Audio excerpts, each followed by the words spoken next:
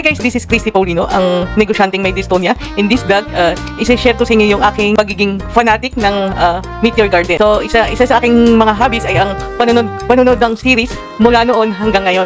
Ang Meteor Garden, 2001 nung nirelease sa Taiwan. 2003 naman siya nung nakuha ng ABS-CBN at ipinalabas dito sa Pilipinas. After ilang decades na ang pinapanood lang namin dito ay Mexican telenovela. Napalitan ang Mexican telenovela ng mga Taiwanese show. At isa sa kauna-unahang Taiwanese show ay ang Meteor Garden.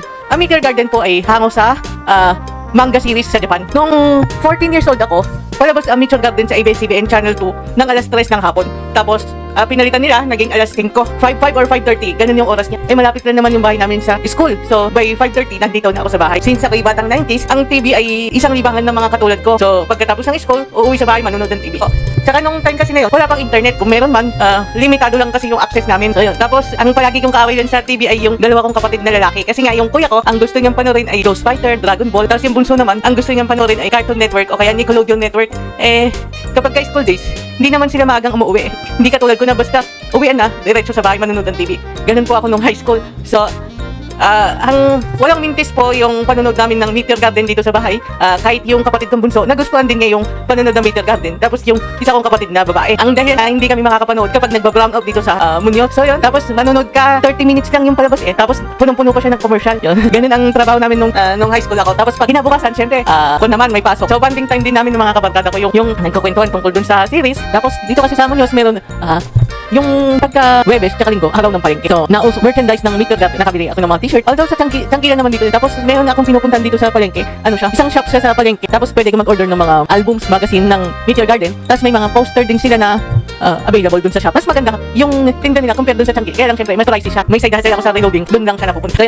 Kaya alam kong may mga clippings ako ng Meteor Garden. Kasi nga, personally, ako yung gumawa. Makikita nyo naman dun sa mga clippings gupit ng mga pictures. Ako kasi gumupit. Ano ba yung kwento ng Meteor Garden? Ang kwento lang kasi nito ay tungkol sa apat na magkakaibigang lalaki.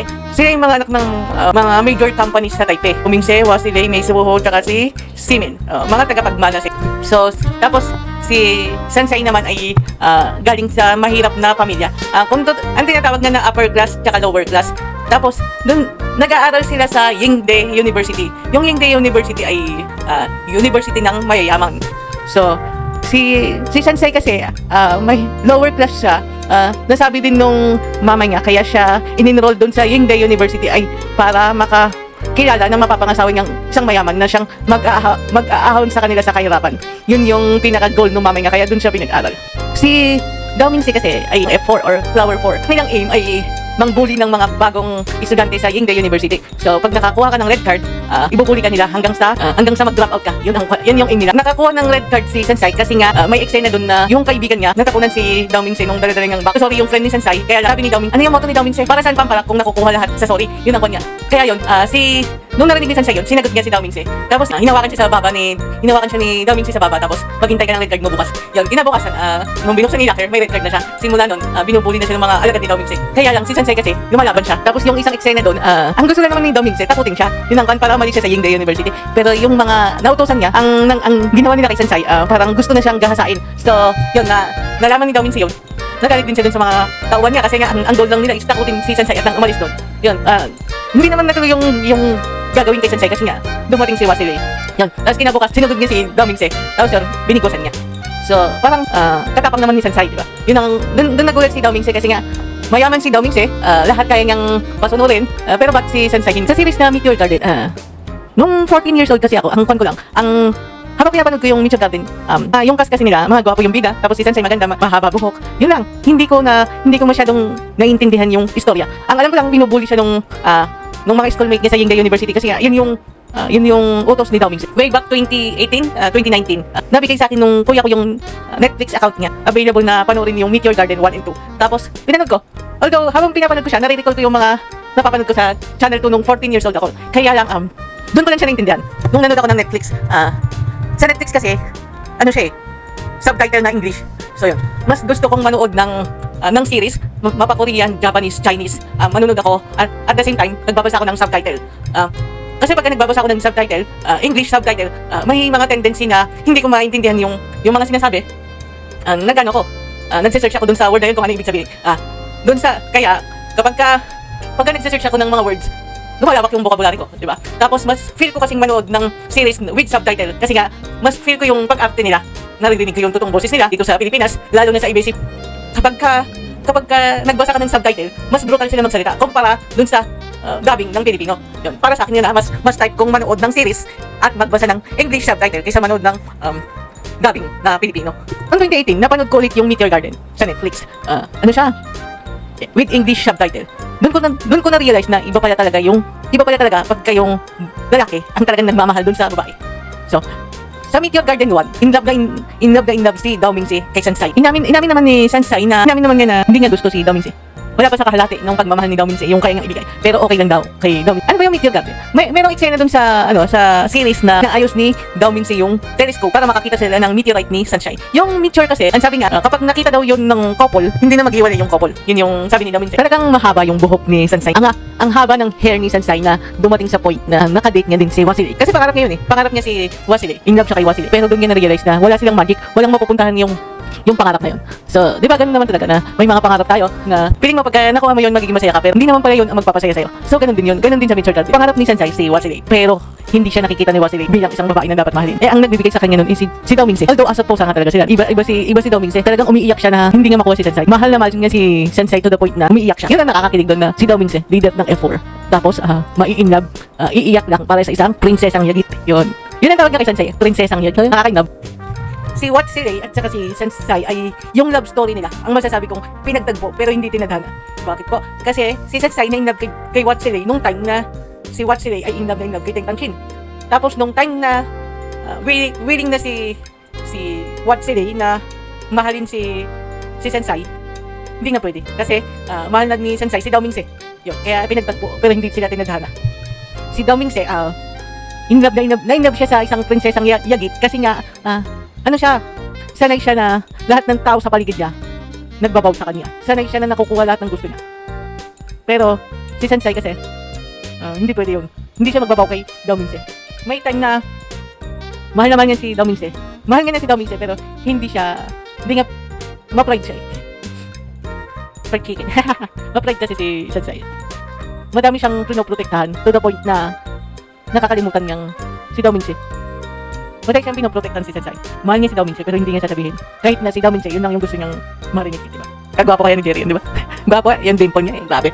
Makalaglag panty yun, di ba? Yun ang yun ang mga word namin nun, makalaglag panty, di ba? Tsaka iba talaga, iba yung syempre siya yung bida, pero talagang kumbaga, dahil sa pagmamahal niya kay Sansai, nagbago siya. Nagbago siya. Yun. Dahil dun sa heartache na nakuha niya dahil sa pagmamahal niya kay Sansai, nagbago siya. Kaya tignan mo dun sa series, yung patapos na, mas bumait siya. Dun sa mga unang episode ng Meteor Garden, nakakatakot si Dao Mingse, nakakatakot yung character niya. Pero dun sa yung patapos na, nahalikan niya si Sansai, unti-unti, naging mabait si Dao Mingse. Tapos may time dun na umiiyak siya kasi nga alam niya sa sarili niya na ang mahal ni Sansai ay si Wasile. Yun, umiiyak siya dun sa harapan ng mga kaibigan niyang playboy. Kasi nga, wala siyang dun eh. Kumbaga, wala siyang laban dun eh. Si Sansai, talagang ang gusto niya si Wasile. Love sa kanya si Dao Mingse. Kaya, iba yung eksena pagka lalaki ang totoong nagmamahal sa babae. Guys ko dun sa panonood ng Meteor Garden. Iba talaga pagka ang nagmamahal ay lalaki. Tignan mo, kahit ayaw na ayaw sa kanya ni Sansai, dahil nga, mahal na mahal niya si Sansai, bumabait siya. At the same time, nahuhulog yung loob ni Sansai sa kanya. Ito yung kanta ng umiiyak si Dao Mingse. Para kay Sansai. Above my life, you burned me. You've broken my heart, and now you leave me. Love of my life, can't you see? Bring it back, don't take it away from me, 'cause you don't know what it means to me. Love of my life, don't leave me. You've taken my love and now desert me. Love of my life, can't you see? Bring it back, don't take it away from me. Because you don't know what it means to me. You will remember when this is done over and everything all by the way. When I grow older, I will be there at your side to remind you how I still love. Tell me her name, I want to know. The way she looks somewhere you go. I need to see her face. I need to understand why you and I came to an end. Tell me again, I want to hear. Who broke my faith in all these years? Who lays with you at night when I'm here all alone? Remembering when I was your own. Tell me again, I want to hear. Who broke my faith in all these years? Who lays with you at night when I'm here all alone? Remembering when I was your own. I let you go, I let you fly. Why do I keep on asking why? I let you go, now that I found a way to keep somehow more than a broken bow. Tell me the words I never said. Show me the tears you never shed. Give me the touch that one you promised to be mine. Or has it vanished for all time? I let you go, I let you fly. Why do I keep on asking why? I let you go, now that I found a way to keep somehow more than a broken bow.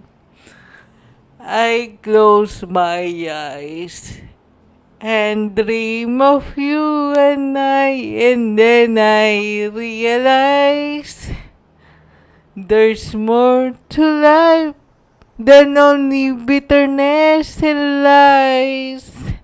I close my eyes.